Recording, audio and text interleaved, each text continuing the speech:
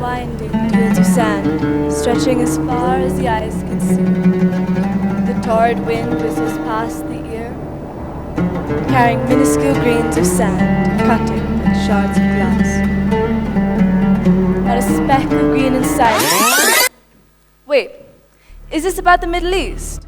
I've lived there most of my life, and I have no clue what you're talking about. That makes the two of us. In the Middle East, I know I've watched the sun rise over towering skyscrapers and set over the glistening ocean. In retrospect, the only link between the both of us is that we live abroad. Otherwise, we're as different as chalk and cheese. I, for one, am fascinated by geography and international relations, being a humanities student. And as any other science student, I'm captivated by molecules and the living world. Apart from staring at maps, my days are mostly spent on the court, playing badminton. Well, I could spend hours on end singing and playing the piano.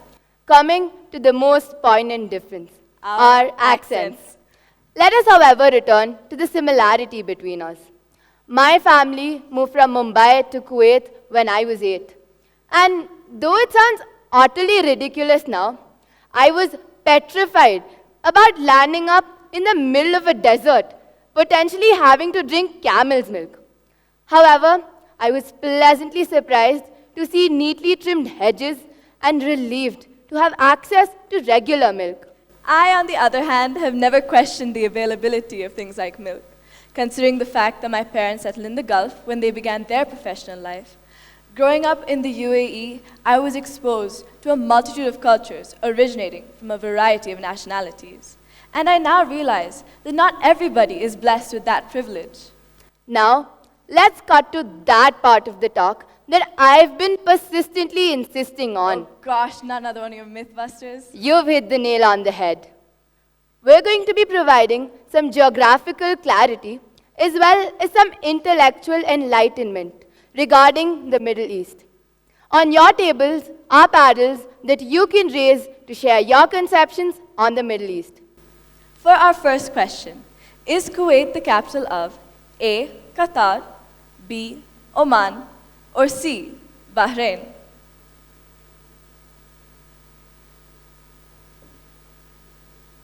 A bouncer. The actual answer is none of the above. Kuwait occupies a pea-sized portion of the world map and has the highest valued currency in the world. Yet, it gets mistaken for its neighbors. On to our next question. What is the capital of the United Arab Emirates? Is it A. Dubai, B. Abu Dhabi, or C. Sharjah?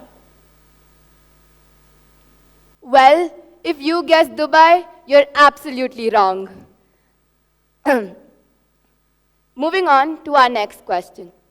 What was the currency that was in circulation when Kuwait gained independence from Great Britain in 1961?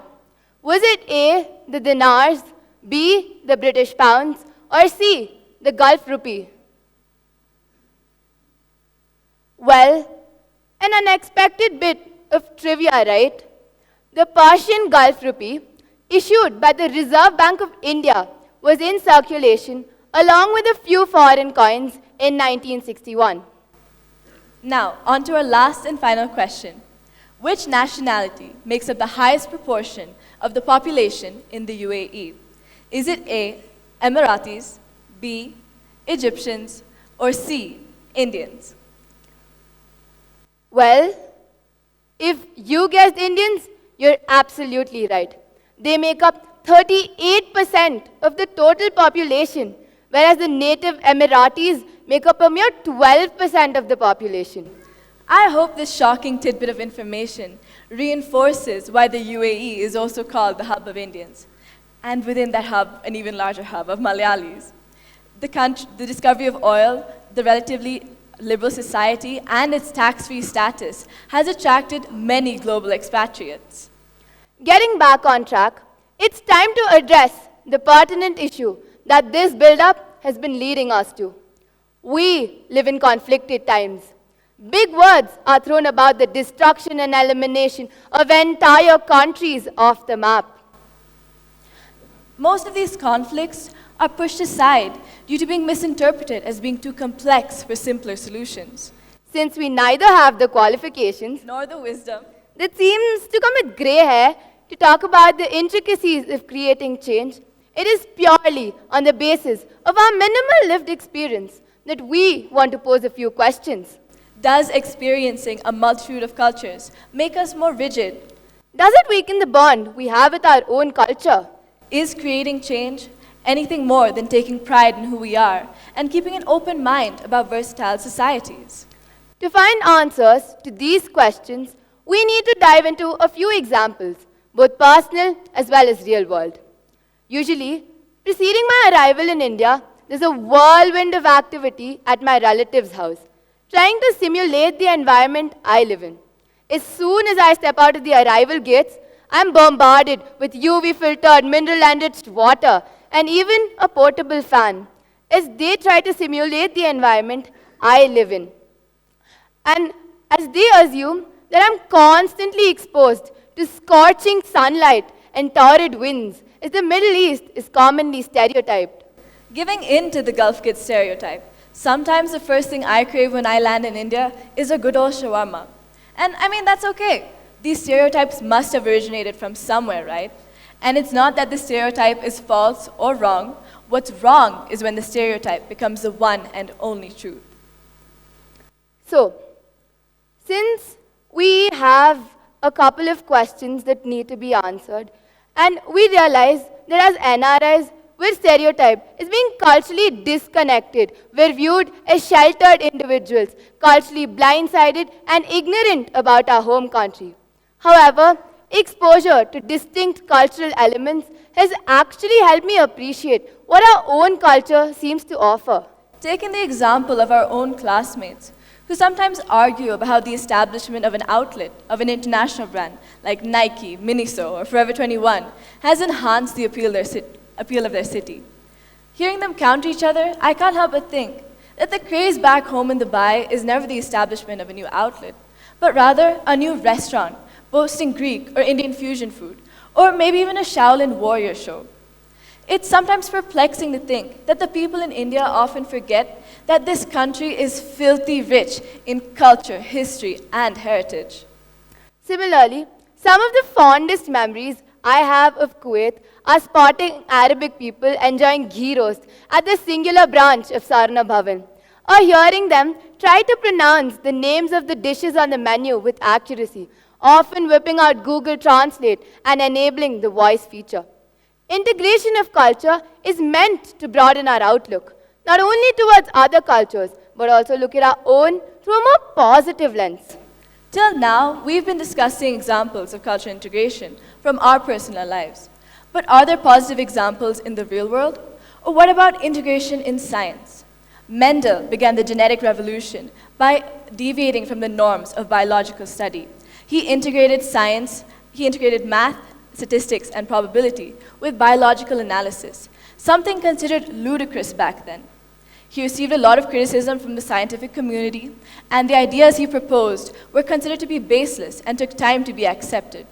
Yet, without his contributions, we would not be where we are today in the fields of genetic research, human genome analysis, or gene editing.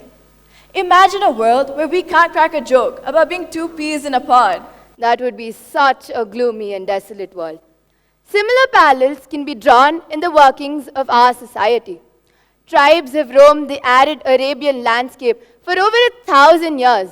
These tribes, popularly called Bedouins, have been successfully integrated into mainstream society in countries like Saudi Arabia. The catchy advertisements to discover lush date palms and falconry in Saudi Arabia would not be a reality today if these communities had not been successfully integrated. In stark contrast, violence in already conflicted areas like Iraq have been exacerbated by Bedouins demanding basic rights to housing and water supply. Integration could be the key element to creating a more prosperous society. No community should be categorized under a singular label. In a rapidly modernizing society, we can never embody a singular culture. Just like how we, as an individual, are sum of our parts. We are sum of our friends, our environment, and our heritage. Just like how I wouldn't be Anna without my accent, or my love for baking French pastries, or for rediscovering 70s music. Likewise, I wouldn't be Kamalini without my love for chettinad chicken, my love for studying endless variations of the Queen's Gambit over a chessboard, or my fascination with Arabic calligraphy. These elements which have shaped our personality are a result of realizing that I was different from the students of other nationalities at school. We are so complex individually, yet at the same time, we all listen to the same music, grew up watching the same movies, and read all the same books. In a way, these mediums brought people of such diverse cultural upbringings together, hence normalizing and raising awareness about the fact that we're all different, and that's okay. Difference is universal, and that is the essence of being human. Well, there have been a variety of strands in our talk today, but our main aim was to create a vibrant fabric around the idea of tolerance and cultural integration. These elements could be the missing pieces of the jigsaw of world peace. Therefore, there is a definitive answer to the questions we asked in the beginning of our talk. Experiencing diversity does result in the fluidity of cultures. Integration of culture does lead to greater cultural appreciation and strengthening of the bond that we have with our own culture. Maybe creating change is just as simple as celebrating the differences between us. Thank you.